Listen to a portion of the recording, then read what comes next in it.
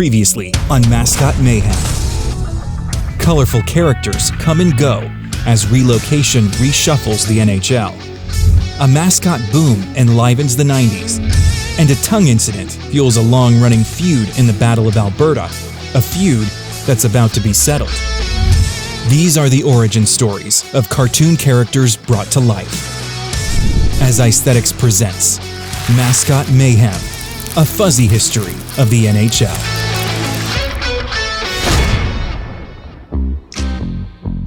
Only one NHL team has completely avoided the fun of a mascot, the New York Rangers.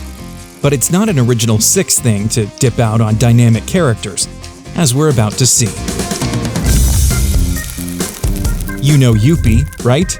Commissioned in 1979 by the Montreal Expos of Major League Baseball, Youppi was designed by Bonnie Erickson, best known for developing characters for Jim Henson and the Muppets. When the baseball team moved away in 2004, Youppi stayed behind, and it didn't take long for the Canadiens to draft the orange fuzzball into hockey service. But he still wears a baseball cap, now with a Habs logo, in tribute to his first job, a job he almost lost in 1989 when legendary Dodgers manager Tommy Lasorda called to have Youppi booted from his own ballpark. To ensure fans can still feel Youppi's excitement even when they can't see his face, he wears an exclamation point in place of a jersey number on his back. Then on November 12, 2022, the Canadiens rewrote their mascot history by introducing Metal, a mysterious blue creature with a bright orange mustache and a mullet. As the legend goes, Metal was Montreal's original mascot from 1979 until 1993, when after the team's Stanley Cup championship, a night of bad choices led him to fall asleep in an ice machine in the old Forum basement. He emerged only during recent renovations to discover the Canadiens had moved to another building entirely. He claims to be Youppi's long-lost brother, having turned blue only from being frozen all those years, and found himself oddly drawn to the Habs' new light blue reverse retro jersey. Metal made appearances throughout the season, but it seems when the Canadiens stopped wearing blue, he lost interest, officially retiring in October 2023 and moving to a beach down south. But what kind of rock star retires without a farewell tour? Metal announced a few more special appearances at Canadiens games during the 23-24 season. And that is the short, strange saga of Metal. In and out in a flash. So, long live Youppi, a classic of the mascotting world, and far from the only original six mascot. Down the road in Toronto, our mascot story takes an unexpected left turn. Decades before the first costumed characters would show up in NHL arenas, the word mascot was actually engraved onto the Stanley Cup. After winning their first title as the Maple Leafs in 1932, Toronto tacked an extra name onto their Stanley Cup inscription: Stafford Smythe, mascot. But Stafford never wore the fuzzy suit we associate with today's mascots. He was the eldest son of legendary Maple Leafs owner Conn Smythe, the namesake of the NHL's playoff MVP trophy. Simply put, 11-year-old Stafford was the team's stick boy. His younger brother Hugh earned the same honor a decade later when Toronto won again in 1942. So the Maple Leafs were using the word mascot in its original sense, defined as a person or thing meant to bring good luck. And the club was not shy about celebrating their young good luck charms in later Stanley Cup championships, inscribing the name of their mascot, or stick boy, 7 more times right up until their last cup in 1967, when another member of the legendary Smythe family was immortalized as a mascot, Hugh's son, 12-year-old Richard. To my knowledge, no other team has ever credited a mascot on the Stanley Cup. Eventually, though, the Maple Leafs would join the modern mascot movement when a cuddly polar bear quietly arrived at Maple Leaf Gardens in 1995, wearing on his back the arena's address, 60 Carlton Street. Classic and classy, Carlton is always around to leave Leafs fans with a big grin, and his teammates with a bear hug. There's no other bear quite like him, but there are other bear mascots in the NHL. Naturally, we look next to the team that's actually named for a bear. The Boston Bruins. Their mascot is, oh God, not that. That is terrifying. No. It took 75 years, but the Bees finally added a proper mascot in the fall of 2000. This is Blades, and his name carries quite the backstory. A Name the Mascot contest was won by a 9-year-old named Jillian Dempsey, and she would prove to be anything but a casual hockey fan. In fact, she would go on to play hockey professionally. Yeah, she's that Jillian Dempsey, winner of 4 pro hockey championships, including 3 with the Boston Pride of the NWHL and PHF, but her first one came in 2015 as a member of, and it's an incredible coincidence, the Boston Blades. Anyway, the mascot we know as Blades has been described as the only known bear who does not hibernate, which I guess makes him a solid hockey mascot since most other bears would be sleeping through the season. But maybe not polar bears. This is Louie, named for St. Louis, of course. He was introduced to Blues fans on October 10th, 2007, and a few weeks later officially got his name through an online fan vote. And the big difference between Louie and Carlton up in Toronto is their fur color.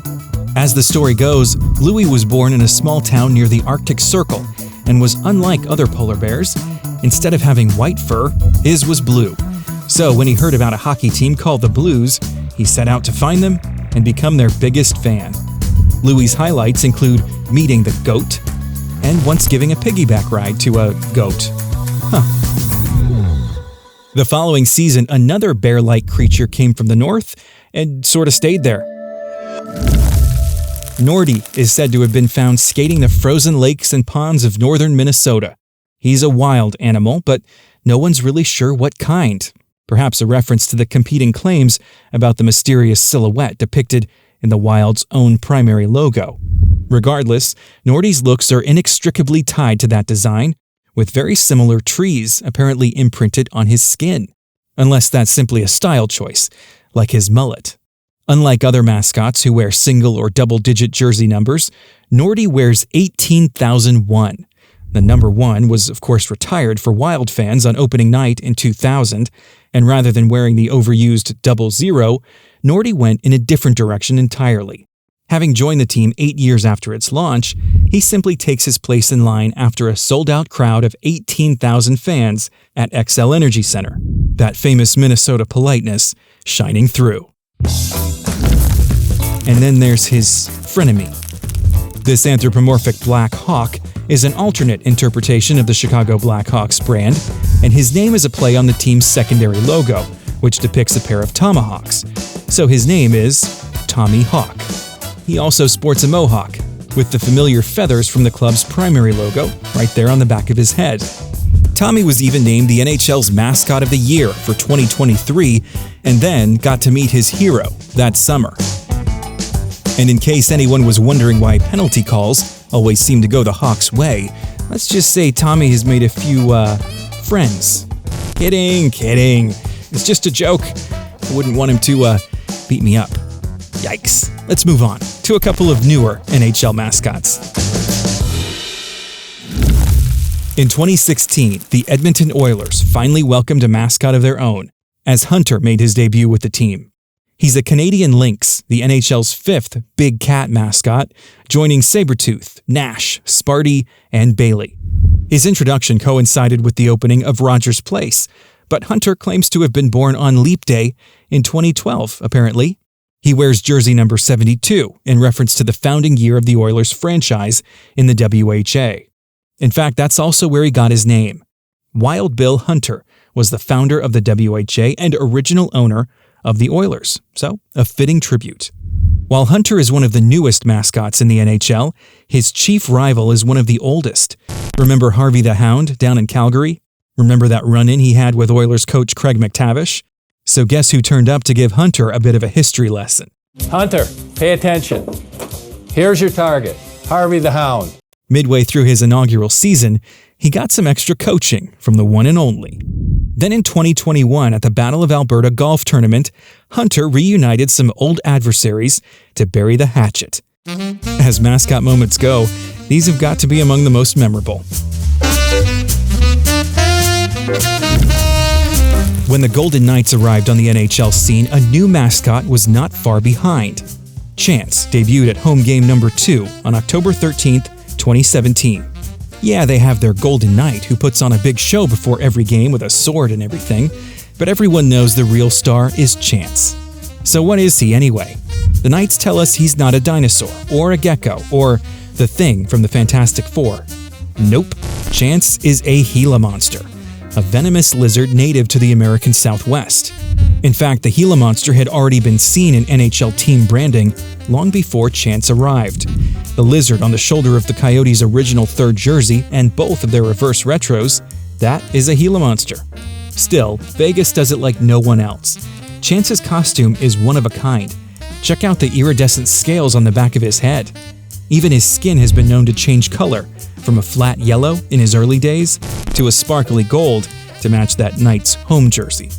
Chance is well suited for the glitz and gambling of Las Vegas. Before we get to the end, I figured I should save a spot for the Utah Hockey Club.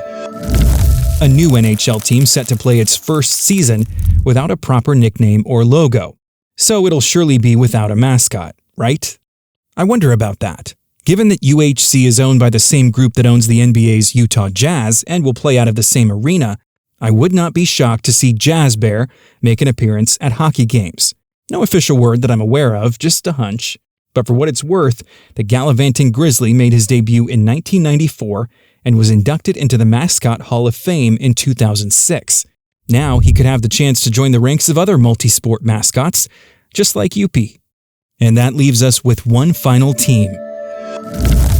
In the early 1990s, the Vancouver Canucks experimented with a polar bear mascot called Prankster Bear, but he barely lasted a season. And anyway, nobody pulls a prank quite like Finn. Plus, he doesn't seem to care much for polar bears. Bye, Carlton. In 2001, the Canucks made a splash with this anthropomorphic orca, famed for chomping sharks and chomping heads. And with that, we have covered every NHL mascot. Look alive, 'cause while I was waiting for you, paradise is on the other side of the road. We don't know, taking a long way. You and I were born to roll. And that does it for the series. For now, anyway. You never know what might come up next. I hope you enjoyed this exhaustive history of NHL mascots. As always, thank you for watching, and see you next time.